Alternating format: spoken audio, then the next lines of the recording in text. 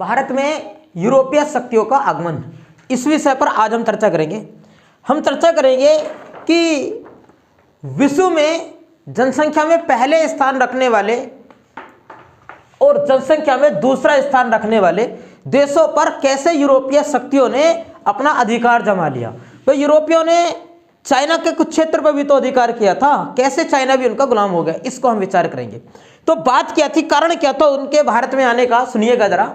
ये जो भारत देश है, यहां भारत ये वाला जो क्षेत्र था, ये वाला क्षेत्र यमन ईरान वाला क्षेत्र था, यहां का क्षेत्र, और यहां है यूरोप महाद्वीपीय वाला क्षेत्र। बात क्या थी कि जो यमन वाले क्षेत्र थे, यहां के क्षेत्र के लोग, ईरान वगैरह के क्षेत्र के लोग, तो इन लोगों का, इन अरब प्रायद्वीपीय लोगों का भारत के साथ चलता था व्यापार।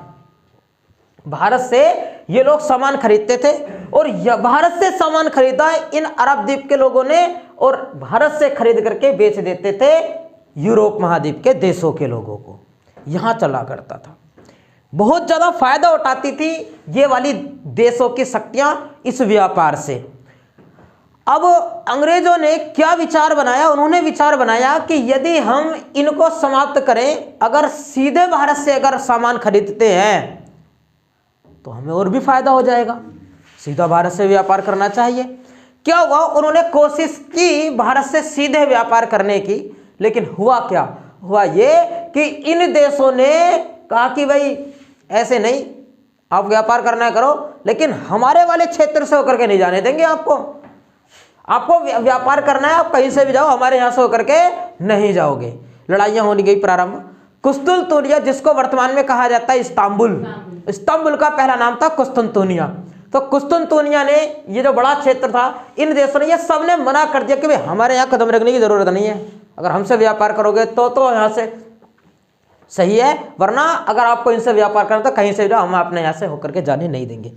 और जब इन लोगों ने सोच ही लिया कि भाई भारत से सीधे व्यापार करना है, प्रॉफिट उसी में होगा, तब क्या हुआ, इन लोगों ने नए नए मार्ग खोजने प्रारंभ कर दिए भारत से व्यापार के लिए।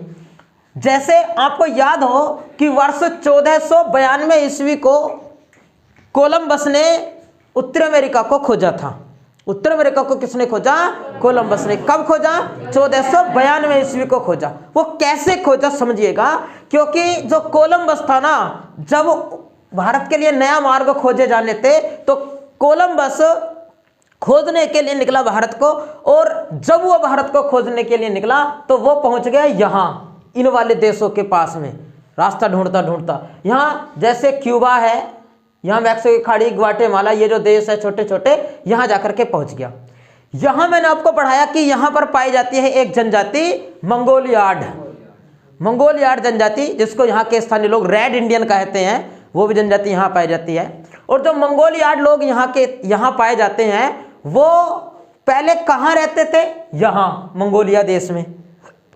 मंगोलिया से फिर यहाँ से यहाँ कैसे पहुंच गए? क्योंकि अब से लाखों साल पहले एक युग आया था, प्लेस्टोसीन युग में क्या हुआ था कि जो ऊपर की पृथ्वी, ये पृथ्वी का जो टेम्परेचर है वो बहुत ज्यादा कम हो गया था, पृथ्वी का तापमान कम होता चला गया, और इतना ज्यादा पृथ्वी का तापमान कम हो गया, बहुत ज्यादा, कि इन मंगोलिया जाति के जो लोग थे, इन लोगों का जीवन अस्त व्यस्त हो गया। अब इनको ये लग रहा है कि अब हमें ये वाली भूमि छोड़नी पड़ेगी। तो इन लोगों ने कुछ तो इधर की ओर को चले आए, कुछ इधर की ओर चले गए। धीरे धीरे 200-300 साल लगे होंगे कि ये लोग यहाँ से यहाँ, जब सर्दी ज्यादा है तो अपने स्थान को चेंज करते जा रहे हैं, ये अनुकूल वातावरण वाला क्षेत्र देखते रहो। और इतना ज्यादा तापमान कम हो गया था, ये कहते हैं खगोल वेदता कि ये जो सारा क्षेत्र है, ये जो महासागर है ना, ये महासागर बर्फ बन चुका था, जम गया था इसका पानी भी।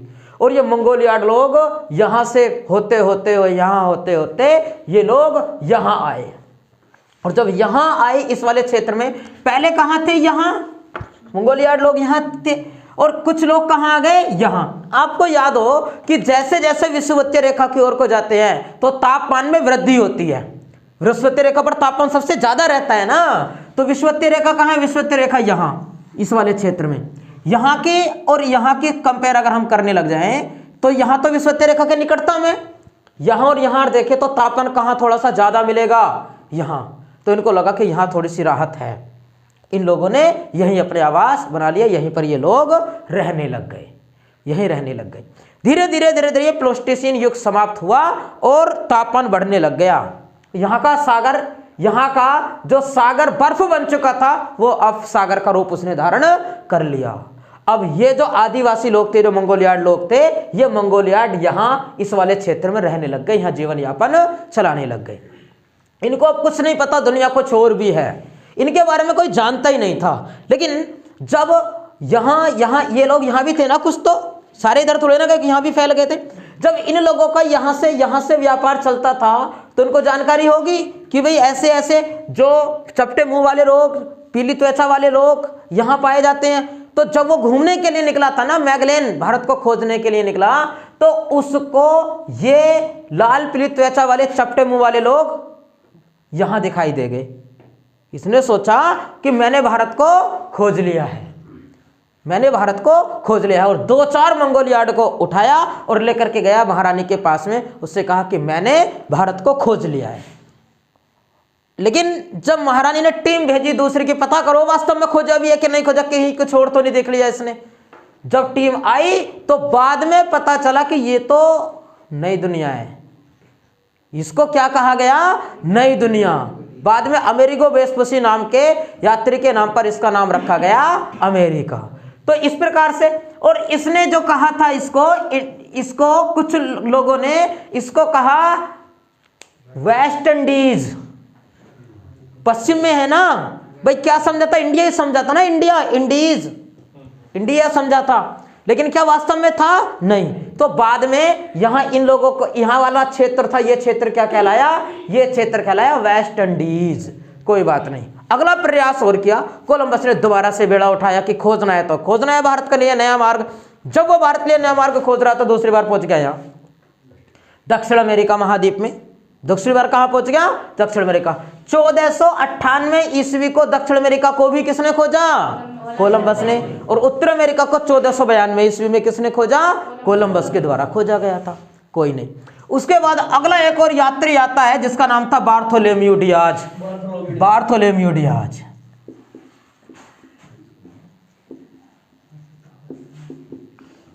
Bartholomew Diaz. इस बार्थोलोम्यू डियाज ने भी प्रयास किया भारत को खोजने का, लेकिन यह पहुंच पाया अफ्रीका के दक्षिण भाग तक।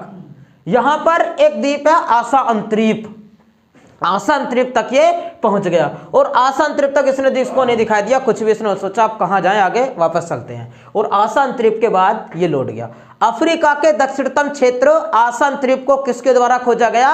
बार्थोलोम्यू डियाज ने खोजा। Bartholomew Diaz. उसके बाद आगे और आते हैं अगले खोजकर्ता, फिर आते हैं उनके पुर्तगाली। जब पुर्तगाली आए खोजकर्ता तो यहां से होते हुए यहां तक तो पता चल गया, तो यहां तक तो पहुंच चुके हैं। उन्होंने सोचा कि काश ये जाता मिल जाता, तो और आगे तक गए। यहां से होते हुए ये पहुंच गए यहां Indonesia, Malaysia, Papua New Guinea, Philippines, Taiwan, Thailand, ये यहां पहुंच गए। अब वो जो मंगोलियाड लोग थे वो तो यहां भी दिखाई देंगे इनको, यहाँ की तो आ गए होंगे। और जब यहाँ आए तो इन्होंने सोचा कि अब हमने कामयाबी प्राप्त कर ली है, अब हमने भारत को खोज लिया। 2-4 मंगोलियाड उठाए, लेकर के गए महारानी के पास। पता चला कि वो मंगोलियाड वो भारत है नहीं, वो भी कुछ और है। तो फिर इसको कहा गया ईस्ट इंडीज। इसको क्या कहा गया? West Indies. और इसको क्या कहा गया?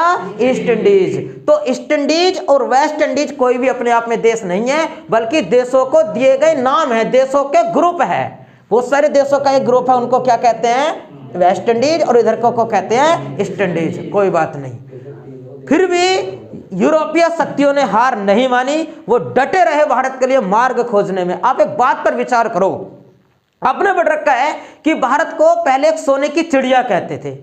ऐसी थोड़ी ना कहते होंगे। दुनिया परेशान है भारत को खोजने के लिए, दुनिया खोज ली। उत्तर अमेरिका मिल गया, दक्षिण अमेरिका मिल गया, यहां के लिए नए मार्ग मिल गए। क्यों कर रहे हैं इतनी मेहनत? कुछ तो दम होगा भारत में। भारत को सोने की चिड़िया कहते थे उस भी, जब कितना महत्वपूर्ण होगा उनके लिए भारत, कि वो परेशान है, बावले हुए फिर रहे भारत की खोज के लिए। और फिर से कमर कसी वास्को डी गामा ने 1498 ईस्वी में, उसने भी अपना कमंडल उठाया। क्या नाम था उसके समुद्री जहाज का? भारत में अब चर्चा करते हैं भारत में आने वाली यूरोपीय शक्ति। कौन था बार्थोलोम्यू डियाज? बार्थोलोम्यू डियाज ने अफ्रीका का जो दक्षिणतम भाग है उसको खोजा था, आशा अंतरीप को।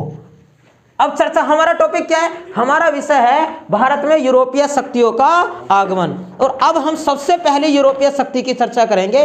भारत आने वाली सबसे पहली यूरोपीय शक्ति है पुर्तगाली।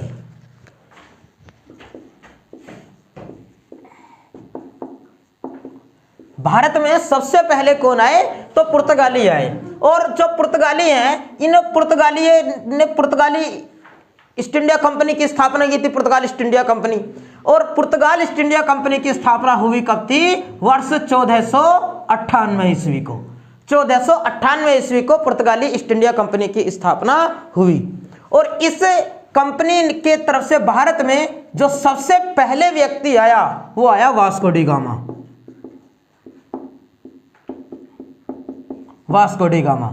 कितनी बार पूछा गया कि भारत आने वाला सबसे पहला, भारत आने वाले क्या, भारत के लिए समुद्री मार्ग खोज करने वाला सबसे पहला पुर्तगाली कौन था? वास्को डी गामा था। Vasco D gamma. और वास्को डी गामा भारत में जो पहुंचा, ये आया किस जहाज से था? इसके जहाज का नाम था रेड ड्रैगन। रेड ड्रैगन नाम के जहाज से आया था यह वास्को डी गामा। और वास्को डी गामा जब आया भारत में तो उसको एक गुजराती पथ प्रदर्शक मिला जिसका नाम था अब्दुल मनीक। अब्दुल मनीक कौन है? ये अब्दुल मनीक एक पथ प्रदर्शक, क्या कहते हैं, गाइड, राह दिखाने वाला उनको कि ये यहाँ रास्ता ऐसे जाएगा, यहाँ इस चीज़ का व्यापार होता है, इन लोगों का इतिहास ये रहा है, यहाँ से इतनी दूर ये नदी बहती है, वहाँ जाते हैं तो ये पहाड़ी पार करनी होगी। उसको ऐसे ऐसे बातें बनाने वाला, दिखाने वाला, राह दिखाने वाला कौन था? अब्दुल मनीक। पूछेगा कि वास्को डी गामा का पथ प्रदर्शक कौन था? तो अब्दुल मनीक था। उसका स्वागत करने के लिए जो पहुंचा वो व्यक्ति था जैमोरिन। जैमोरिन, अब्दुल मनीक। कौन गया था उसका स्वागत करने के लिए? दक्षिण का एक शासक था जैमोरिन, जो उसका स्वागत करने के लिए पहुंचा। और वास्को डी गामा भारत में आया कहां था, कहां पहुंचा था वो? कालीकट। कालीकट।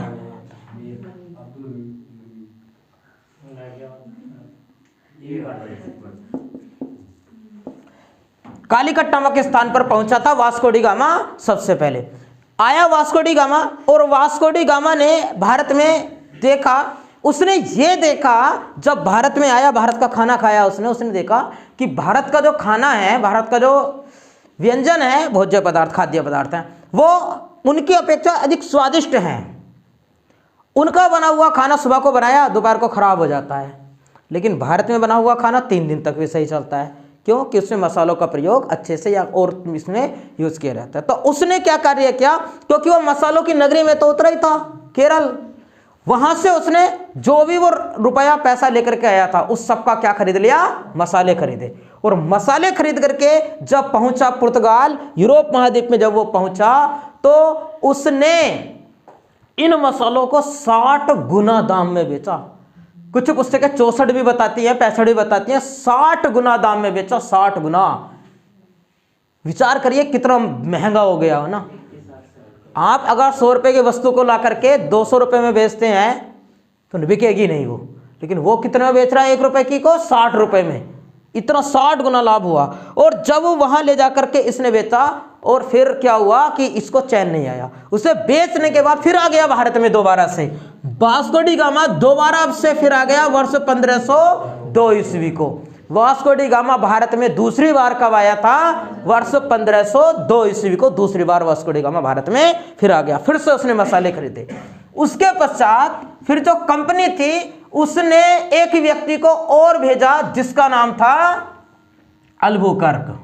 1503 ईस्वी में, 1503 ईस्वी में आता है अल्बुकर्क।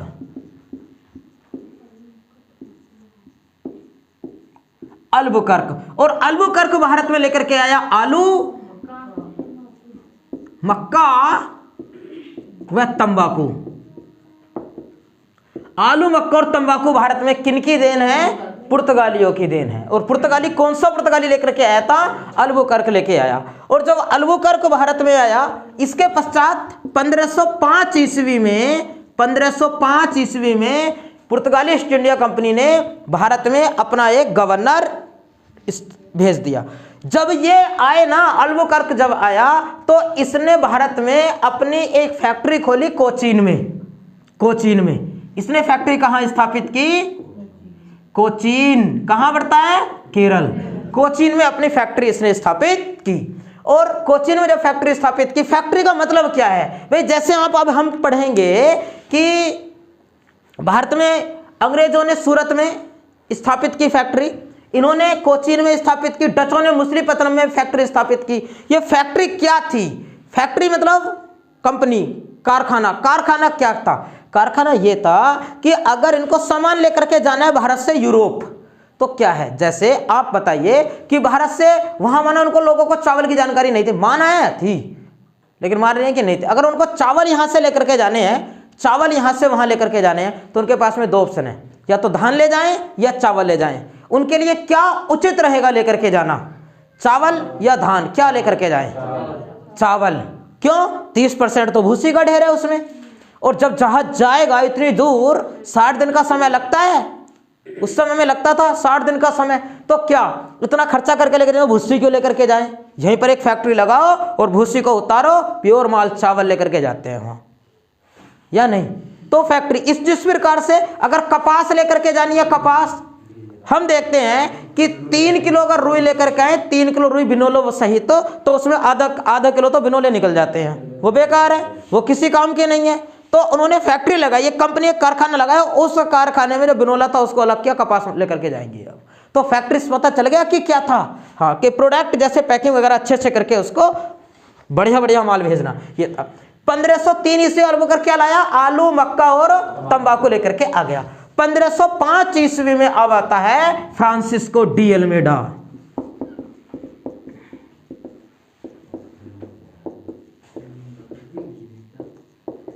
Francisco de Almeida. और फ्रांसिस्को डी अल्मेडा का प्रश्न आपने पढ़ रखा हो, यह भारत में पहला पुर्तगाली गवर्नर बनकर आया था। भारत में पहला पुर्तगाली गवर्नर कौन बना? तो ये फ्रांसिस्को डी अल्मेडा। और क्या कार्य करेगा ये कार्य करेगा कि भाई जो लोग वहां से आते हैं, उन्होंने फैक्ट्री लगाई है, यहाँ स्थापित किए, उनके वर्कर्स यहाँ काम कर रहे हैं, तो कहीं भारतीय राजा उनको मारपीट ना दे, उनसे सामान ना छीन ले, उस पर कब्जा ना कर ले, तो उसकी देखरेख करेगा, उसका दिशा निर्देशन करेगा, उसका दिशा हेड बन के रहेगा, एक अध्यक्ष बन के रहेगा, वो उसका सिर्फ का नेतृत्व करेगा। पता चल गया कि क्या होता था गवर्नर? हाँ, तो फ्रांसिस्को डी अल्मेडा पहला गवर्नर बना और इसने भारत में जारी की नीले पानी की नीति, ब्लू वाटर पॉलिसी। पढ़ी है? क्या थी बताओ? नीले पानी की नीति किसने जारी की? फ्रांसिस्को डी अल्मेडा ने। ये नीले पानी की नीति क्या थी? ये नीले पानी की नीति ये थी कि जिस क्षेत्र में ये लोग पहुंचे केरल में, जब ये लोग केरल वाले क्षेत्र में पहुंचे, ये यहां जब पहुंचे केरल में, इस क्षेत्र में, तो इन लोगों ने यहां इनके यह ब्लू वाटर पॉलिसी क्या थी कि एक इनकी नौसेना वाली नीति थी। भारतीयों के पास में नौसेना नहीं थी उस समय में, नौसेना नहीं थी। तो इन्होंने क्या कार्य किया कि इन्होंने यहां घेराबंदी कर ली। उनको डर था कि 60 गुना मुनाफा हो रहा है और दुनिया पागल है खोजने के लिए भारत को, तो अब यूरोपीय शक्तियां और भी आएंगे व्यापार करने के लिए, फैक्ट्रियां लगाने के लिए और भी आएंगे, तो वो कहीं यहाँ केरल में ना आ जाएं। तो क्या कार्य किया इन्होंने? अपना प्रभावित क्षेत्र बनाने के लिए यहाँ क्या कार्य किया? नौसेना लगा दी कि इधर चले जाओ या इधर चले जाओ, यहाँ मत जाइए, यहाँ हमारी कंपनी आएंगी। अपना प्रभाव स्थापित करने की नीति क्या कहलाई थी? Blue water policy. उसको कहा गया नीले पानी की नीति। किसने जारी की थी? फ्रांसिस्को डी अल्मेडा ने नीले पानी की नीति जारी की। उसके पश्चात आगे, जिनको लिखना है ना नोट करते रहना हाथों हाथ। उसके पश्चात आगे ये जो 1503 ईस्वी में अल्बुकर्क आया था, ये जो गवर्नर रहा ना फ्रांसिस्को डी अल्मेडा, ये 1505 से 1509 तक रहा। और अब वर्ष 1509 ईस्वी को जो अल्बुकर्क था, अल्बुकर्क गवर्नर बन गया।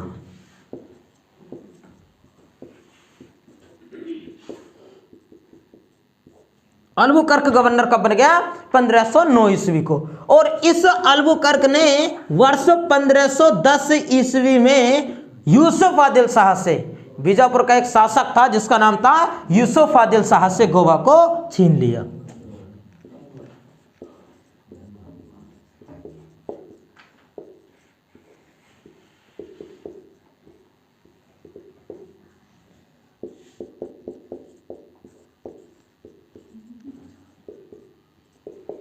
ठीक, गोवा को छीन लिया किसने?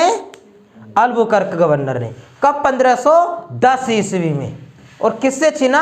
यूसुफ आदिल शाह से इसको छीन लिया गया था। आपको याद हो कि भारत में सर्वप्रथम जो प्रिंटिंग प्रेस है वो प्रिंटिंग प्रेस किनके द्वारा लगवाई गई थी? वर्ष 1557 ईस्वी को, 1557 ईस्वी को भारत में पहली प्रिंटिंग प्रेस किनके द्वारा स्थापित की गई? पुर्तगालियों के द्वारा। और कहाँ स्थापित की गई? गोवा में स्थापित की गई थी। 1750, हाँ 1750 से मिलता है, 1700 मुझे 1750 1550 के आसपास के लगभग, हाँ हो सकता है। 1750 में तो अशोक के शिलालेख खोजे गए थे। 1557 में मिले होगा लगभग इस समय। सन को आप छोड़ो, है ना, सन को याद ही मत रखो। किताबों में मेरे पास जो टॉप स्पीड बुक है, टॉप स्पीड जो बुक है उसमें इसका 1557 दे रखा है। कोई नहीं, बस इतना याद रखो कि पहली जो प्रिंटिंग प्रेस है, प्रिंटिंग प्रेस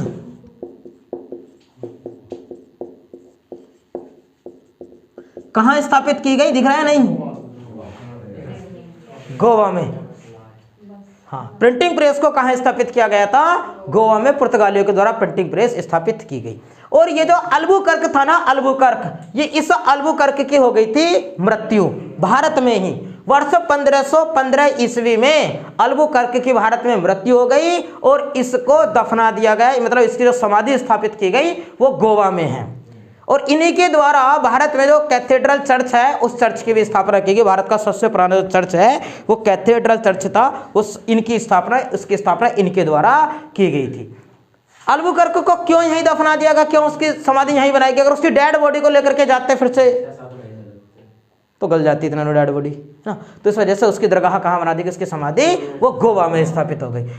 भारत में यूरोपीय शक्तियों का आगमन हम पढ़ रहे हैं और पहली शक्ति को हमने पढ़ लिया है। कौन सी शक्ति को? पुर्तगाली शक्ति को। अगर एग्जामिनर पुर्तगाली शक्ति से पूछेगा तो इसमें से पूछेगा। आगे बढ़ते, सबसे पहले आने वाली शक्ति जो पुर्तगाली थे, उन पुर्तगाली आए और पुर्तगालियों ने भारत पर अधिकार कर लिया।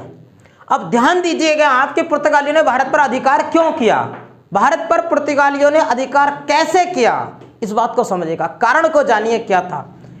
बात यह है कि जब ये लोग भारत में आए तो भारत में इससे पहले हम पढ़ते थे अकबर को, अकबर के बाद हमने पढ़ा जहांगीर को, शाहजहां को, औरंगजेब को, और औरंगजेब के बाद के जो शासक थे वो अयोग्य शासक कहलाए, उनमें दम नहीं था। तो क्या हुआ, दक्षिण में भी ना यही था कि दक्षिण में भी जगह जगह पर शासक शासन चला रहे हैं। वही दुग्गी तुग्गी छोटे मोटे राजा हैं, आपस में लड़ते रहते हैं, आपस में लड़ते रहते हैं। तो ये जो यूरोपीय लोग, पुर्तगाली लोग आ रहे हैं, इन्होंने विचार बनाया कि जब हम यहाँ से सामान लेकर के जाते हैं और वहाँ भेजते हैं तो हमें 60 गुना फायदा होता है। भारत में इतना आसान है, भारतीयों से क्यों खरीदे सामान, लड़ाई करो, इस क्षेत्र को अपने कब्जे में कर लो। दुग्गी तिग्गी तो राजा हैं, तो उन्होंने यही नीति अपनाई, या तो लड़ाई लड़ी, वहां के शासक को भगा दिया और वो क्षेत्र कब्जे में कर लिया। अब वहां से जितना भी उत्पादन होगा फ्री में अपने यहाँ बेचे जाओ, ले जाकर के, यहाँ होगा वहां बेचो। या फिर भारत में दुग्गी तिग्गी राजा आपस में तो लड़ ही रहे हैं, एक राजा की साइड दे दी, एक राजा की हेल्प कर दी, उसकी हेल्प कर दी। अब उस राजा ने उसको लड़वाया इस वाले राजा से, उसको हरा दिया। अब ये वाला राजा किसका कहना मानेगा? अंग्रेजों का। सस्ते दाम पर खरीदो इनसे, या फिर लड़ाई ले और लड़वाई, थोड़ी देर बाद उसको, उसकी जब हत्या हो गई तो किसी दूसरे को राजा बना दिया उसके स्थान पर, और राजा बना दिया। फिर उसके वहीं देख लो जो प्लासी की लड़ाई हुई थी 1757, यही तो हुआ था सब, उसमें शुरुआत तो वही थी, नींव तो वहीं से हुई थी। तो ये सब इन्होंने, देखो आप मुझे बताओ भारतीयों की क्या कमी रही, जब भारत में पुर्तगाली आए, डच आए, अंग्रेज आए, फ्रांसीसी आए, स्वीडिश आए, इतने सारे लोग भारत में आए, तो क्या भारतीयों को इतनी अकल ना आई कि विदेश से लोग भारत से सामान खरीदने के लिए आ रहे हैं, क्या हम भी तो ऐसा हो सका कि अपना सामान खुद लेकर के चले जाएंगे बेचने के लिए? बताइए आप। वैसे कहते हैं कि बड़ा भारत बुद्धिमान था, कहाँ चली गई उनकी बुद्धिमानी? बताओ आप। भाई वो 60 गुना फायदा कमा रहे हैं, वहां से आ रहे हैं और अपना सामान खुद ने बेचने के लिए जा सकते थे वहां। अच्छा 60 गुना फायदा होता, भारत ना तो गुलाम होता। भारत गुलाम होता? बिल्कुल नहीं होता अगर ऐसा करते तो। और आज भारत जैसा यूरोप कुछ भी नहीं है भारत के सामने। भारत के पास डबल पावर होती इस समय में। कैसे होती? एक तो भारत का सोना, हमने जो 200-250 वर्षों की गुलामी झेली है वो नहीं झेलनी पड़ती। भारत का जो सोना था, जो भी सब कुछ था वो ले गए, वो नहीं जाता। तीसरा प्रॉफिट हमें ये हो जाता कि हम उनसे व्यापार करते, उनका पैसा हमारे यहाँ आता। लेकिन भारतीयों ने आपस में लड़ने में ही रह गए, उनसे फुर्सत ना मिली। ये सब पूरे भारत को इन राजाओं ने सब तबाह कर दिया। पढ़ते आगे, भारत में अगली शक्ति को समझते हैं। नेक्स्ट शक्ति भारत में आती है वो है डच। डच, आप मुझे बताओ कि जो डच है, इसे डच ईस्ट इंडिया कंपनी की स्थापना कब हुई? वर्ष 1602 ईस्वी को। 1602 ईस्वी को डच ईस्ट इंडिया कंपनी की स्थापना हो गई। और जो डच है, डच को वर्तमान में किस नाम से जानते हैं? इसको वर्तमान में कहा जाता है नीदरलैंड। नीदरलैंड वर्तमान में कहते हैं, इससे पहले होलैंड कहते थे, होलैंड से पहले इसको डच कहते थे। डच से क्या बना? होलैंड, होलैंड से क्या बना? नीदरलैंड। और डच ईस्ट इंडिया कंपनी की स्थापना हुई थी 1602 ईस्वी के। एक पॉइंट और आपने याद रखना है कि पूरी दुनिया का सबसे पुराना जो शेयर बाजार है वो डच स्टॉक एक्सचेंज है, डच शेयर बाजार है। और डच शेयर बाजार की स्थापना भी 1602 ईस्वी को हुई थी। 1602 ईस्वी को ये आए भारत में, और डचों ने जो भारत में पहली फैक्ट्री स्थापित की वो की मछलीपत्तनम में। हाँ, इन्होंने कहां स्थापित की पहली फैक्ट्री? इन्होंने मछलीपत्तनम में इन्होंने फैक्ट्री स्थापित की। लेकिन हुआ क्या आगे चल करके, जब कुछ समय तक तो ये शासन चलाते रहे, उसके बाद भारत में अंग्रेज भी आ गए थे। और जब अंग्रेज आए थे तो अंग्रेजों के बीच में और इनके बीच में वर्ष 1759 ईस्वी को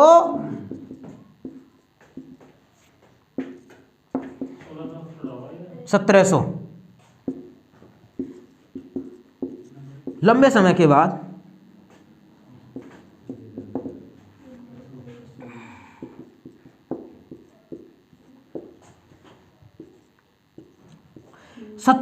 ईस्वी को, जिस समय में कौन चल रहा होगा? इस समय में रॉबर्ट क्लाइव होगा। हाँ नहीं, इस लड़ाई में तो वही था, रॉबर्ट क्लाइव था। इस लड़ाई में दक्षिण की क्षेत्र था ना ये, तो इसमें जो रॉबर्ट क्लाइव था नेतृत्व करता वेदरा की लड़ाई में अंग्रेजों की तरफ से, उन्होंने डचों को धो दिया और डचों को भारत से भागना पड़ गया। भाई भारत से फाइनली को बाहर जो फाइनल गए, सबसे बाद में कौन गए? वो पुर्तगाली गए थे। पुर्तगाली ही तो टिके रहे थे सबसे लास्ट में। लेकिन आई तो बहुत सारी शक्तियां थी, फ्रांसीसी भी आए थे, डेनमार्क भी आए थे, स्वीडिश भी आए थे। स्वीडिश आए तो वो उधर चले गए चाइना वाले क्षेत्र में, उनका कोई रोल नहीं रहा। सबसे ज्यादा जो प्रभावी रूप से जमे रहे, कौन जमे रहे? अंग्रेज। अंग्रेज तो ये सारे थे। अंग्रेज भी कहाँ के? हमारी दृष्टि से तो अंग्रेज वो वाले हैं ना, इंग्लैंड के जो थे। इंग्लैंड के तो गुलाम था भारत, आए तो बहुत सारे, वो जमा रहा भारत में। तो इन्होंने अंग्रेजों ने, इंग्लैंड के अंग्रेजों ने किनको धो दिया? डचों को भारत से भगा दिया, इनको टिकने नहीं दिया। आगे पढ़ते हैं। अब इसके बाद हम पढ़ेंगे दूसरी शक्ति को। कब हुई डच ईस्ट इंडिया कंपनी की स्थापना? 1602। कहां खोली इन्होंने अपनी पहली फैक्ट्री? मछलीपत्तनम में इन्होंने पहली फैक्ट्री खोली। उसके बाद आगे बढ़ते हैं। नेक्स्ट नंबर 3, अंग्रेज। इंग्लैंड लिख दें, अंग्रेज से समझ जाना। इंग्लैंड लिखते, जब देशों के नाम लिख रहे हैं तो यहाँ भी देशों के नाम ही लिखते हैं।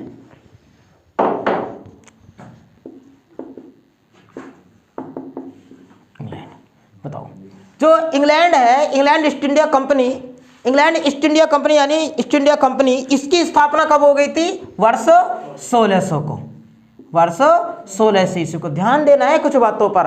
जब एग्जामिनर आपसे पूछेगा किस कंपनियों की स्थापना का क्रम लगाओ, तो वो प्रश्न अलग हो जाएगा।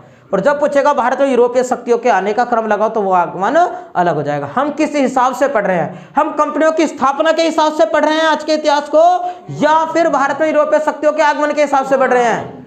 यूरोपीय शक्तियों के आगमन के हिसाब से। कैसे भाई? ईस्ट इंडिया कंपनी की स्थापना तो 1600 में हुई, डच की 1602 में हुई, और डच तो हमने पहले ही पढ़ लिया, तो हम सन के स्थापना के हिसाब से थोड़े ना पढ़ रहे हैं, तो भारत के आगमन के हिसाब से पढ़ रहे हैं कि भारत में कौन कैसे कब आया। तो भारत में तीसरे नंबर पर जो आए वो कौन आए? वो इंग्लैंड के लोग आए, इंग्लैंड वाले अंग्रेज आए। और आपको याद हो इस समय में कि 1606 ईस्वी में जहांगीर के समय में आया था कैप्टन हॉकिंस, हेक्टर नाम के जहाज से आया था। जहांगीर के समय में रहा था 1608 से 1611 तक, और सूरत में उसने फैक्ट्री तो स्थापित कर ली थी, लेकिन व्यापार की अनुमति नहीं दी थी। 1615 ईस्वी में आया फिर सर टॉमस रो, और जहांगीर उसमें बीमार था, जहांगीर का उसने इलाज किया। प्रसन्न होकर जहांगीर ने सर टॉमस रे से कह दिया कि मांगो क्या मांगते हो, और सर टॉमस रे ने क्या मांग लिया? व्यापार की परमिशन। 1618 ईस्वी में गया, व्यापार की परमिशन लेकर के चला गया, और अब इंग्लैंड का और भारत का व्यापार चलने लग गया। भारत में आया कौन? आया सबसे पहले कैप्टन हॉकिंस। जहाज का नाम बताओ उसके? हेक्टर। और इसके पश्चात क्या होता है कि जो अब शक्तियां तो आ चुकी हैं, किनका दबदबा है अभी? पुर्तगालियों का और इंग्लैंड के लोगों का अच्छे से दबदबा चल रहा है। और हुआ ये कि जो पुर्तगाल की रानी थी, महारानी, जिसका नाम था कैथरीन, उस कैथरीन का विवाह हो गया इंग्लैंड के सम्राट से। हाँ, इंग्लैंड के सम्राट से, चार्ल्स द्वितीय से जब उसका विवाह हो गया तो क्या हुआ कि इन पुर्तगालियों ने जिस मुंबई वाले क्षेत्र पर कब्जा किया था, जिसको ओंगियर ग्लेडियर ने बसाया था, उसको अंग्रेजों को सौंप दिया, दहेज में दे दिया, दहेज में लो आप इसको रखिएगा। चार्ल्स द्वितीय को विवाह को पुर्तगाल की महारानी कैथरीन वेब के साथ ये दहेज में प्राप्त हो गया। उसके पश्चात भारत में जो अगले व्यक्ति आते हैं, नंबर 4 कौन आए? फ्रांसीसी आए।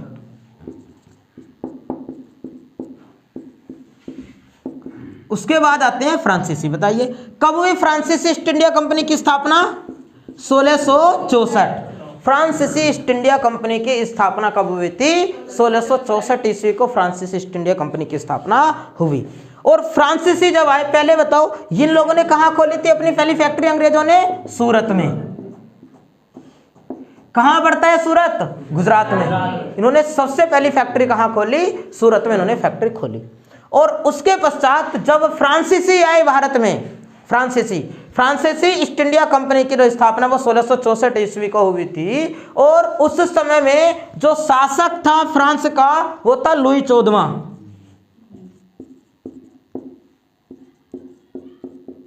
इसके समय में एक व्यक्ति था जिसका नाम था कोलबर्ट। हाँ, कोलबर्ट के प्रयासों से लुई 16वां के समकालीन, उसके समय कोई मंत्री किसी पद पर रहा होगा कोलबर्ट, उसके प्रयासों से 1664 ईस्वी में फ्रांसीसी ईस्ट इंडिया कंपनी की स्थापना हो गई। और जब इस कंपनी की स्थापना हुई, ये आई भारत में, और इसने भी अपनी पहली फैक्ट्री कहां खोली? सूरत में। इसने भी अपनी पहली फैक्ट्री खोली सूरत में। सूरत में पहले से किन की फैक्ट्री खुली हुई थी? इंग्लैंड की। इन्होंने भी वहीं। अब क्या होता है कि जब दोनों में अब हो गया पंगा, अब दोनों में हो गया विवाद, हम यहां शासन करेंगे, हम यहां से व्यापार करेंगे, दोनों में इसको लेकर के विवाद हुआ। और तब से इनमें बिगड़ती चली गई, इन लोगों की नहीं बनी। डचों को तो इन्होंने भगा दिया था, पुर्तगालियों के साथ समझौते कर लिए। यही कारण रहा कि भारत में पुर्तगाली और इंग्लैंड जमे रहे। भाई पुर्तगाली गए ना सबसे बाद में, आज याद करो 19 दिसंबर वर्ष 1961 ईस्वी को पुर्तगाली गए थे, तो 2 शक्तियां थी भारत में जमी रही। फिर उसके बाद क्या होता है कि फ्रांस की सरकार ने भारत में भेजा डुप्ले को। भारत में किसको भेजा? डुप्ले को भेजा। डुप्ले को भारत में आया डुप्ले, फ्रांसीसी डुप्ले। और एक लड़ाई लड़ी गई, कौन सी? वांडीवास की लड़ाई। कब लड़ी गई? 1760 वांडीवास की लड़ाई। आ जाएगा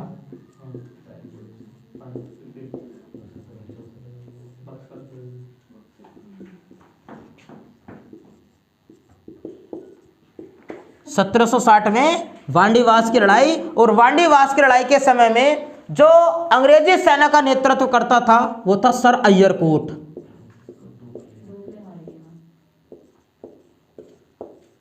सर अय्यरकोट। और फ्रांसीसी सेना का जो नेतृत्व करता था वो था डुप्ले। डुप्ले। और डुप्ले को ना भारत में भेजा ही इसलिए गया था कि वो भारत में आए और अंग्रेजों को हरा दे, अंग्रेजों के जहां जिस क्षेत्र में है उस क्षेत्र अपना दबदबा स्थापित करे वो, क्योंकि बन रही थी नहीं थी ना पहले से, इंग्लैंड की और फ्रांस की बन नहीं रही थी।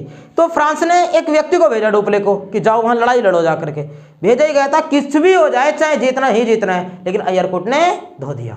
उसके पश्चात फ्रांसीसी भारत में नहीं टिक पाए, फ्रांसीसी का भी हो गया भारत में समापन। कितनी शक्तियां हो गई भारत आने वाली अब तक, कितनी बार पढ़ा दी? 4। आगे बढ़ते हैं नेक्स्ट को।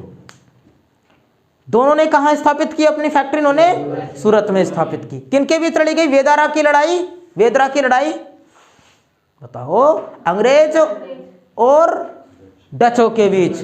ये जो अंग्रेज थे, अभी पढ़ाई ना इससे पहले वाली में, अंग्रेज और डचों के बीच लड़ी गई, डच भी भाग गए। पढ़ते हैं आगे, अगले डेनमार्क के बारे में पढ़ेंगे। डेनमार्क का क्या प्रश्न पूछेगा? एक तो आपसे पूछेगा कि डेनिश ईस्ट इंडिया कंपनी की स्थापना कब हुई थी? इसकी स्थापना हुई थी वर्ष 1616 ईस्वी को। डेनिश ईस्ट इंडिया कंपनी की स्थापना कब हुई? 1616। एक प्रश्न इनका यह पूछता है। और दूसरा प्रश्न इनका पूछता है कि डेनिश या डेनमार्क ईस्ट इंडिया कंपनी ने अपनी फैक्ट्री कहां स्थापित की थी? आपने पढ़ रखा होगा त्रावणकोण में। हाँ, इन्होंने अपनी फैक्ट्री कहां स्थापित की? त्रावणकोर स्थान पर इन्होंने अपनी फैक्ट्री स्थापित की। इसके पश्चात नेक्स्ट अगली को भी यहीं पढ़ देते हैं। कौन? स्वीडिश। और स्वीडिश ईस्ट इंडिया कंपनी की स्थापना हुई वर्ष 1731 ईस्वी को। स्वीडिश ईस्ट इंडिया कंपनी की स्थापना कब हुई?